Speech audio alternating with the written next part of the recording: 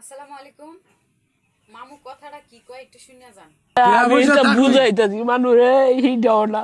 আসল কথা কি, আমি একটা বড় কিছু আপনার লয়ে দিলে বলি তুমি কি আর গুলাইছে না।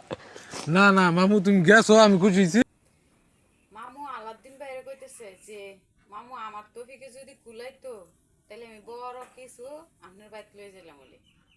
তো মামু আপনারে কই আপনার কিছু নেওয়ান লাগতো না। আপনি শুধু প্রবাসী আলাউদ্দিন ভাই লেগে মন থেকে দোয়া করেন, কারণ প্রবাসী আলাউদ্দিন ভাই সবার কাছ থেকে খালি দোয়াটাই চাই, ঠিক আছে? আর প্রবাসী আলাউদ্দিন ভাই যাতে সবসময় মানবিক কাজ করতে পারে, গরিব দুঃখী মানুষের পাশে দাঁড়াইতে পারে, সবসময় এই দোয়াটাই করবেন মামু। প্রবাসী আলাউদ্দিন ভাই আমাদের বাঞ্ছারামপুরে গর্ব না, আমাদের পুরা ব্রাহ্মণবাড়িয়া জেলার গর্ব, ঠিক আছে? তো প্রবাসী আলাউদ্দিন ভাইয়ের লেগে সবাই দোয়া করবেন, মামুর লেগেও সবাই দোয়া করবেন, যাতে সবসময় এই প্রবাসী আলাউদ্দিন ভাই এই মানুষের পাশে সবসময় থাকতে পারে।